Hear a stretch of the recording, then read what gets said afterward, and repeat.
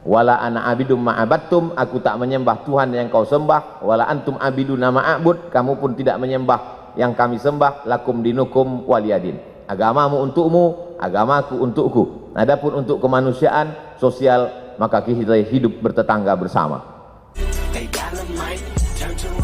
Selamat datang di channel kami. Mudah-mudahan masih dalam keadaan sehat. Dan jangan lupa untuk terus bersyukur. Ustadz Abdul Somad, kami bangga ya sebagai orang Kristen di kota ini. Bapak mau ke sini. Bapak datang di kota yang memiliki rekam jejak sosial sangat buruk. Di saat usia kami masih sangat muda, tahun 99 seperti yang tadi dijelaskan Pak Wakil Wali Kota.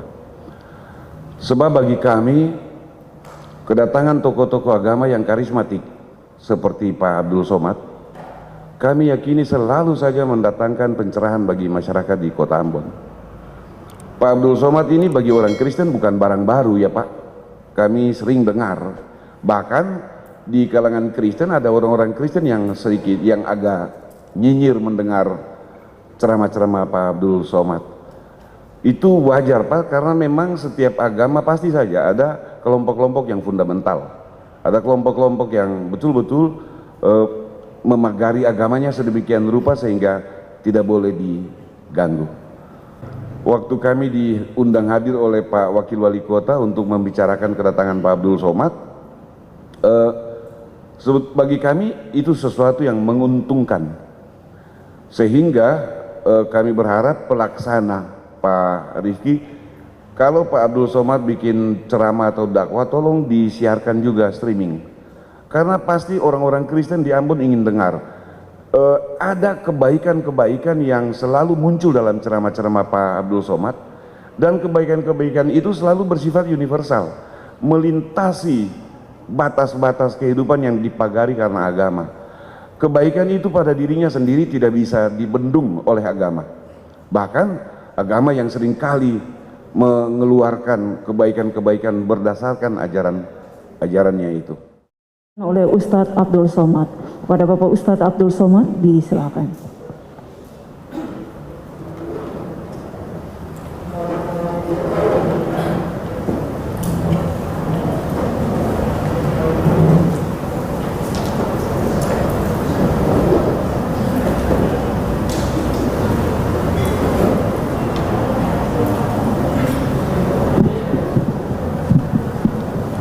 Bismillahirrahmanirrahim.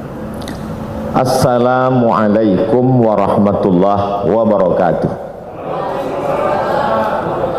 Assalam bahasa Arabnya keselamatan. Alaikum untuk kamu. Wa dan rahmatullah, rahmat Tuhan, rahmat Allah. Wa dan barakatuh, berkah-berkah dari Tuhan. Berkah artinya lebih dari yang semestinya. Semestinya bangunan itu tahannya menurut arsitek 100 tahun. Tapi karena dijaga, dipelihara, direhab lebih dari semestinya, maka disebut dengan berkah. Kita selalu gaji, umur, ilmu, hidup ingin berkah. Makanya selalu orang mengatakan hidup ini yang kita cari berkahnya. Bahasa Arabnya salam. Orang Ibrani yang masih satu akar kata dengan bangsa Semit. Nabi Nuh punya anak 3 orang, satu namanya Sam, satu namanya Ham, satu namanya Yafes. Sam itu pecahannya adalah Arab dan Ibrani. Orang Arab menyebut salam, assalamualaikum, orang Ibrani menyebut shalom. Lalu kemudian ketika sampai ke tempat kita menjadi selamat, makanya disebut selamat siang, karena kebetulan acaranya dibuat siang. Salam sejahtera, tambahan, kombinasi, modifikasi dari bahasa Arab dan bahasa Indonesia. Ada salamnya, ada sejahtera. Istilah-istilah yang lain tidak saya sebutkan karena takut silap dan salah, karena acara ini direkam, di-streamingkan. Takutnya kerukunannya tidak tercapai, malah silapnya yang viral. 3 jam perjalanan. Tadi malam kami bertolak jam 2 dari Jakarta. Kemudian saya lihat matahari sudah mulai terbit, kami pun sampai ke Pattimura Airport. Selama ini pahlawan nasional itu hanya kami lihat di uang 1000 saja. Tapi hari ini sudah sampai. Sebagai bukti kami ambillah foto berlatar belakang background Pattimura Airport. Lalu kemudian disambut oleh Habib. Habib diambil dari kata hub. Hub artinya cinta. Habib orang yang kami cinta.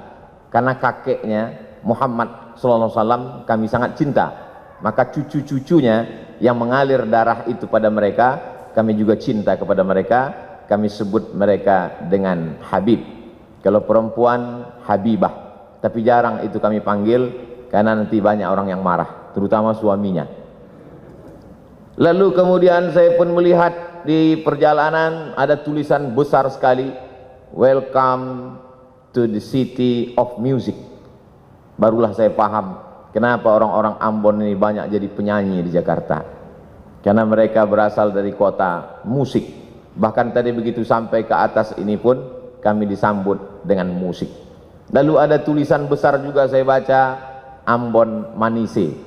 Alhamdulillah makanannya sudah saya cicipi, manis. Wajah orangnya agak terhalang karena masker ini. Tapi insya Allah dari wajah beberapa tokoh kita menilai ada keramahan, ada kesenangan untuk menyambut tamu sebagaimana yang disampaikan oleh Pak Pendeta Ricardo, kemudian Bapak Pastor mewakili uskup, lalu kemudian tokoh-tokoh lintas agama. Sampai akhirnya saya pun sampai ke majelis ini bertemu dengan Bapak Wakil Wali Kota yang kabarnya sudah mendapat beberapa telepon, ada kemarahan kenapa Ustadz Abdul Somad tidak dibuat ceramah tablik akbar di Tanah Lapang. Saya melalui forum mimbar ini menyampaikan dimanapun saya tausiah hari ini tidak bisa dibuat di Tanah Lapang karena memang suasana kita sedang COVID. Tidak bisa kita mengumpulkan orang ramai. Di hotel pun paling banyak hanya 150 sampai 300 orang. Kalaulah tadi direkam itu kamera dari awal sampai akhir, bagaimana panitia ini betul-betul menjaga prokes kita. Saya di beberapa banyak tempat selama setahun dari Maret 2020 sampai 2021 ini, rasanya yang paling tertib melaksanakan prokes ini di Ambon inilah. Itu Ustadz ngomong begitu karena di Ambon atau bagaimana? Memang saya bisa tanya kepada tim. Karena di Ambon inilah sampai yang mikrofonnya pun ganti masker dah berapa kali. Saya yakin itu virus COVID tidak sampai ke atas ini. Mereka di bawah melihat, tak usahlah kita naik, cepat kita mati kata dia. Alhamdulillah bertemu dengan Pak Wakil Wali Kota. Bapak Wali Kota tidak bisa hadir karena sedang ada kegiatan di Jakarta. Ini perlu saya sampaikan supaya jangan ada fitnah di antara kita. Lalu kemudian bertemu pula dengan Bapak Kapolresta Ambon. Saya pikir sudah 3 jam perjalanan naik pesawat itu akan bertemu orang jauh. Ternyata orang sekampung juga dari Sumatera Utara. Lalu kemudian sangat membahagiakan berjumpa dengan para alim ulama, Ketua Majelis Ulama Indonesia, Ketua Majelis Ulama Indonesia Provinsi Maluku dan Kota Ambon. Tokoh-tokoh, orang-orang tua yang tak dapat saya sebutkan satu persatu, insya Allah semuanya selalu mendapat keberkahan hidup. Saya ingin supaya kawan-kawan sahabat-sahabat yang dari portal berita maupun koran media cetak, tolong ditulis berita ini betul-betul bahwa Abdul Somad beramah tamah dengan tokoh lintas agama. Jangan besok keluar lomba ceramah lintas agama. Ada sebuah kampung di Pulau Sumatera, tepatnya di Provinsi Sumatera Utara. Kampung itu bernama Silau Laut, bisa ditulis di Google, Silau Laut. Dia disebut laut karena memang di tepi laut, cuman tidaklah seindah Laut Ambon. Lalu kemudian kampung itu dibuka pada tahun 1901, jadi umurnya 120 tahun. Yang membuka kampung itu kebetulan kakek dari ibu saya, namanya Syekh Abdurrahman. Ketika dia pulang dari Makkah belajar, dia dipanggil oleh Sultan Asahan, namanya Tengku Muhammad Adil. Wahai tokoh agama Syekh Abdurrahman, aku beri engkau tanah di tepi laut itu, ambillah untuk bercocok tanam. Akhirnya kampung itu sekarang menjadi 3 kecamatan. Salahnya kakek kami itu dulu tidak mengurus tanah itu ke BPN. Kalau diurus saya udah kaya sekali sekarang. Lalu kemudian berdatanganlah para pendatang dari suku Jawa, kemudian Mandailing, dan sebagiannya saudara-saudara kita dari Batak Toba, yang umumnya mereka Kristen. Akhirnya sekarang kalau mau ke kampung itu melewati satu kampung yang dihuni oleh Kristen, nama kampungnya Barisan. Kami bertetangga cukup lama, sejak saya lahir 1977. Jarang saya menyebutkan tahun kelahiran saya karena banyak yang tak percaya, disangka mereka saya masih 23 tahun. Sejak kelahiran saya sampai sekarang 43 tahun tidak pernah ada konflik. Yang Muslim, Melayu, Jawa, Banjar, ada kampung Banjar, dan kemudian yang Kristen mayoritasnya dari suku Batak Toba. Kami bertetangga, bersahabat, berkawan. Masih ingat terbayang di benak saya Pak Manurung, orang Batak Kristen yang datang ke kampung kami mengambil nira. Kami meminum nira, mereka merubah nira itu menjadi tuak, minum khas mereka. Lalu kemudian kalau orang kami memanen padi, padi itu dibawa ke kilang padi. Kilang padi itu biasanya ada di tempat suku Batak Kristen. Begitulah interaksi sosial kami. Karena memang diajarkan, wala ana abidum ma'abattum, aku tak menyembah Tuhan yang kau sembah, wala antum abiduna ma'abud, kamu pun tidak menyembah yang kami sembah, lakum dinukum waliyadin. Agamamu untukmu, agamaku untukku. Adapun untuk kemanusiaan, sosial, maka kita hidup bertetangga bersama. Saya hanya sampai kelas 2 SD saja di kampung itu. Setelah itu saya pun pindah ke ibu kota kabupaten. Di sana saya masuk SD. Di SD itu ada 2 orang yang berbeda wajahnya dengan kami, kulitnya putih. Dulu kami menyebutnya Cina, sekarang tak boleh sebut Cina, Tionghoa. Satu laki-laki, satu perempuan. Agamanya Buddha dan Konghucu. Kami berteman, bersahabat, satu kelompok. Waktu itu kita di kelas tidak berbaris, tapi berkelompok. Nama belajar masa itu CBSA, cara belajar siswa aktif. Yang tahu berarti sudah tua. Kami datang berkelompok, kadang-kadang dia ke rumah kami, kadang-kadang kami ke rumah dia. Lalu kemudian beberapa tahun yang lalu saya buat reuni pertemuan SD. Jumpa lagi teman saya yang Tionghoa itu namanya Akyong. Saya lihat Akyong pakai peci. Saya berbisik ke kawan saya, itu si Akyong masuk Islam? Tidak. Kenapa dia pakai peci? Untuk menghormati kau. Begitulah kami bersahabat. Tamat SD tahun 1990, saya pindah ke Medan. Di Medan, kota Medan mengajarkan saya bagaimana kami di Medan hidup berbagai macam suku dan agama. Di Medan ada satu kampung namanya Kampung Keling. Dulu menyebut Kampung Keling biasa, sekarang tak boleh lagi. Karena Keling itu identik dengan orang yang hitam, selalu dipanggil Keling. Jadi kalau ada orang kulit hitam, keling kali kau, kata dia. Maka dirubahlah kampung itu sekarang namanya Kampung Madras, untuk mengambil nama salah satu kota di India. Kita tahu orang-orang saudara kita dari India datang ke Sumatera ketika masa penjajahan Belanda. Ada yang mengambil upah, mengambil karet, lalu kemudian memetik tembakau Delhi, tanah Delhi yang sangat subur. Ada yang Muslim. Masjid salah satu tertua di kota Medan adalah Masjid India, dibangun ketika Krakatau meletus. dan saya diizinkan untuk menyampaikan ceramah di sana. Lalu kemudian saudara-saudara kita yang datang dari Hindu, maka mereka membuat sebuah komunitas kuil terbesar di Pulau Sumatera. Kuil Hindu ada di Kota Medan. Kuil itu bernama Kuil Sri Mariaman. Saya pernah datang ke sana, masuk ke dalam, saya lihat ternyata di depannya ada bak. Di dalam bak itu ada air.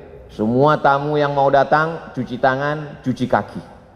Lalu saya pikir, oh ternyata berwuduk juga mereka.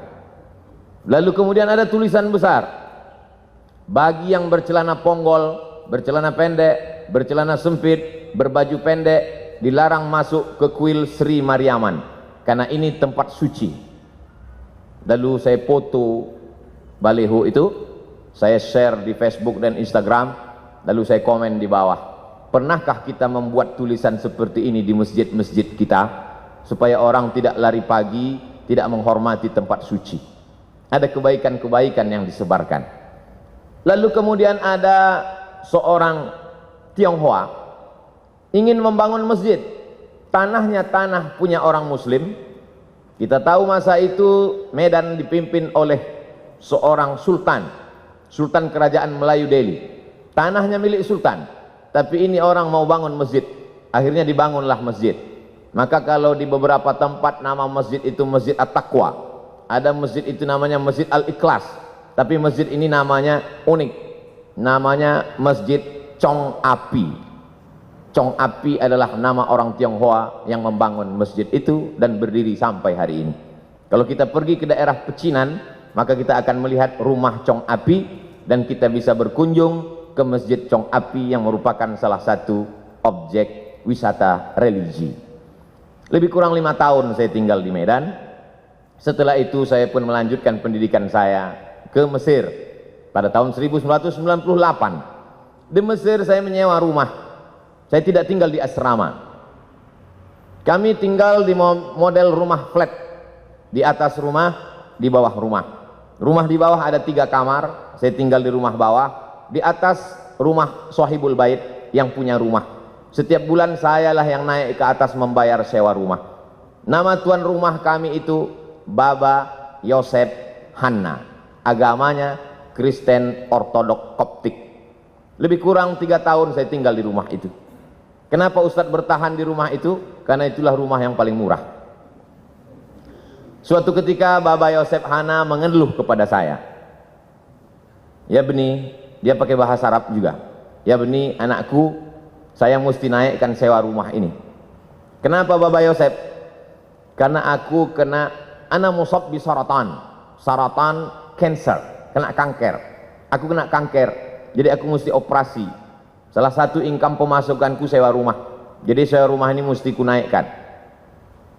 Lalu saya menjawab ke Baba Yosef, kalau Baba Yosef kena kanker, kami lebih parah lagi dari kanker.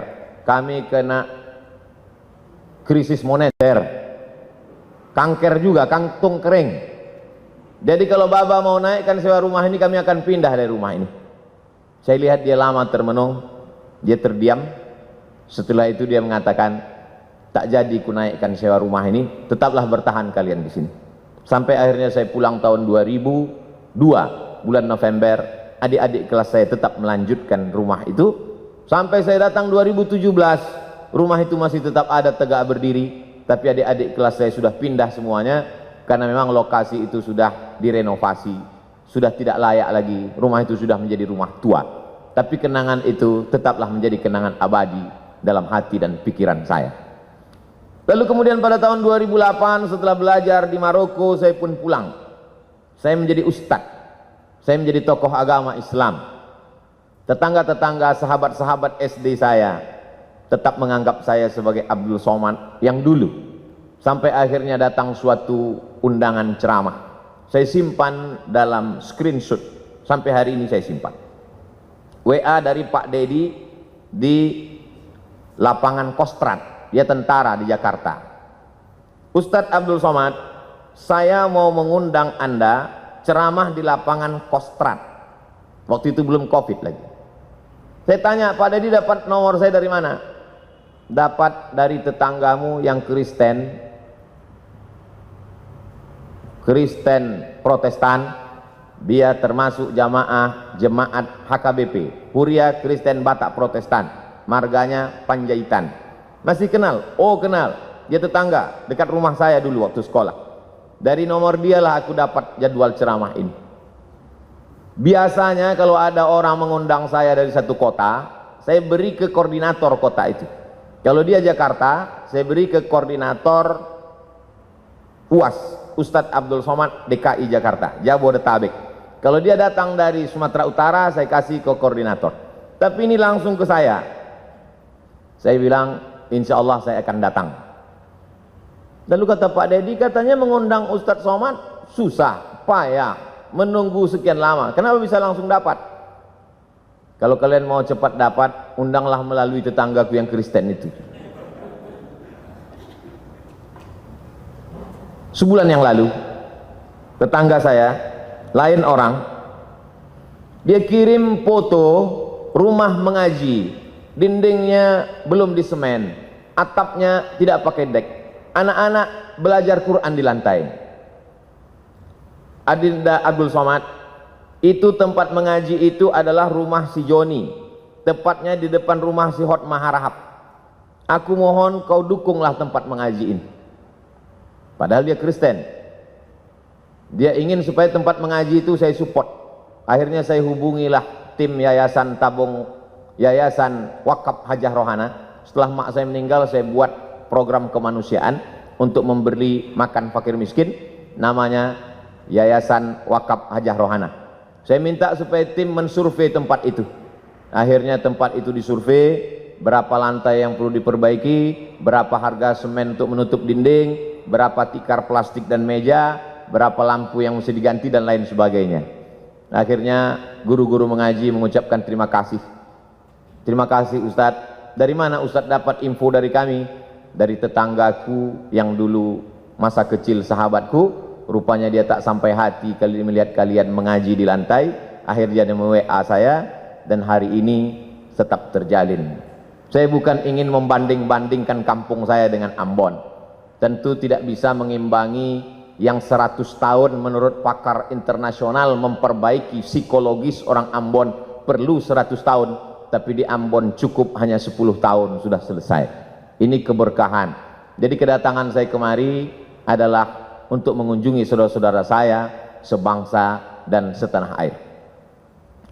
Adapun ceramah saya di masjid, di kantor, semuanya direkam melalui kamera, dan kalau signal di hotel, di masjid itu kuat, memang biasanya di streamingkan. Pak Ricardo, Pak Pendeta Ricardo, Bapak Perwakilan Uskup, dari tokoh lintas agama Hindu, Parisada Hindu Dharma Indonesia, maka semua ceramah saya itu di streamingkan. Begitu juga dengan yang nanti malam insya Allah. Sampaikan kepada jemaat, sampaikan kepada umat, bahwa ceramah Abdul Somad streaming bisa ditonton melalui channel Ustadz Abdul Somad Official. Jangan lupa subscribe, like, and share. Sekarang subscribernya 1.700.000. Viewernya sampai hari ini 91 juta orang sudah menonton video-video itu. Dan dari 91 juta itu saya yakin dan percaya ada jemaat Pak Pendeta, ada jemaat Uskup, ada jemaat Hindu Dharma, Parisada Hindu Dharma, ada jemaat saudara-saudara saya dari kalangan Buddha. Dari mana Ustadz tahu?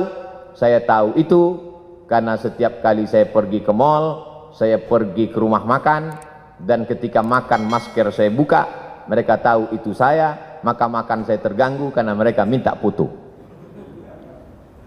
Lalu kemudian uang hasil dari penonton 91 juta itu, hasilnya ditransfer ke nomor admin, dibelikan ke beras untuk program kemanusiaan. Setiap bulan kami membagi beras untuk saudara-saudara kita yang kurang beruntung dalam hal rezeki, tapi mungkin mereka beruntung dalam kebahagiaan hati. Kita ingin berbagi sesuatu supaya mereka juga berbagi doa kepada kita. Saya kira itu saja yang dapat saya sampaikan. Saya tidak ceramah, saya tidak tausiah, saya hanya ingin berbagi cerita tentang Abdul Somad yang ada di medsos dengan Abdul Somad yang asli dan nyata. Karena medsos ini rakyatnya tidak jelas, netizen. Kata orang, sekejam-kejamnya ibu tiri, lebih kejam lagi netizen. Banyak ketika kita bertemu dengan orang di medsos berbeda dengan ketika ketemu dalam kenyataan. Dan itu fakta. Ketika jamaah bertanya, bercerita ke saya sudah lama melihat Ustadz di YouTube, di televisi, baru ini berjumpa, ternyata lebih muda dari aslinya. Bertemu itu penting. Pernah kamu kenal si Anu? Pernah. Pernah berjumpa dengan dia? Belum. Berarti kamu belum kenal. Pernah kamu kenal dengan si Anu? Pernah. Pernah kamu duduk makan bersama dengan dia? Belum. Berarti kamu belum kenal. Hari ini kita bertemu, hari ini kita bersama, tinggal lagi makan. Ini semakin lama kata sambutan ini, maka semakin banyak dosa saya karena menahan nafsu makan. Saya ucapkan banyak terima kasih. Banyak kata-kata tidak berkenan di hati, menyinggung perasaan. Saya Abdul Somad, warga negara Indonesia, sama-sama manusia, sama-sama mencintai NKRI. Mohon maaf atas segala kesilapan. Terima kasih atas segala perhatian. Wassalamualaikum warahmatullahi wabarakatuh.